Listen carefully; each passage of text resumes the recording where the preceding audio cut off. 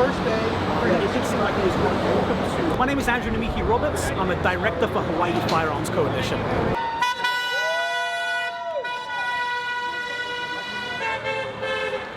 There's a lot of people out here. There's about 150 people giving testimony so far, and most of those are against this current rule system.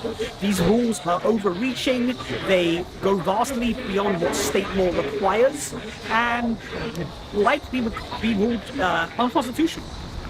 The chief's rules that he's put forward are in contrast to state law and the Constitution.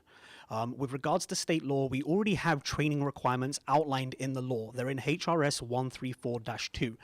Any person wishing to purchase a handgun in Hawaii must have already taken a handgun safety class that includes state law, safe use of handguns, and includes a shooting competency. That's part of the NRA course. Maui, for example, is accepting this as its training requirement. That's what they're using to show that somebody is well qualified. So Honolulu should not be adding on extra requirements that are dictated by the police chief or the police department. This isn't making sure somebody is well qualified, it's instituting qualification. This would allow the city to be applicable in any lawsuit that would come up. Right now, with the training requirements that we have, it would be the individual trainer that would be held accountable for that should an error be made.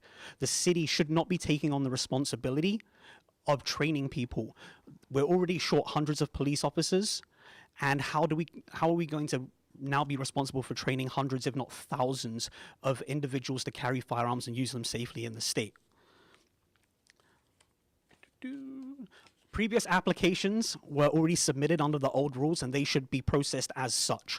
I understand that the chief wanted to wait for these new rules to come out, but we don't change the process on an application halfway through and then expect people to have to reapply or go through an additional method.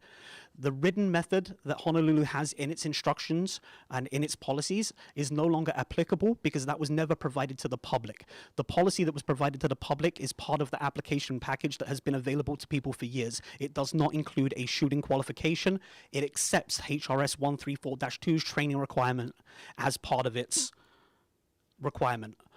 I'm going to reiterate the holster requirement. The holster requirement goes outside the scope of the law. It's not required by law. This is an internal policy that discriminates against various types of firearms. It's not available for all types of clothing, and it would discriminate against the types of firearms that people are most likely to carry. Thank you guys for your time.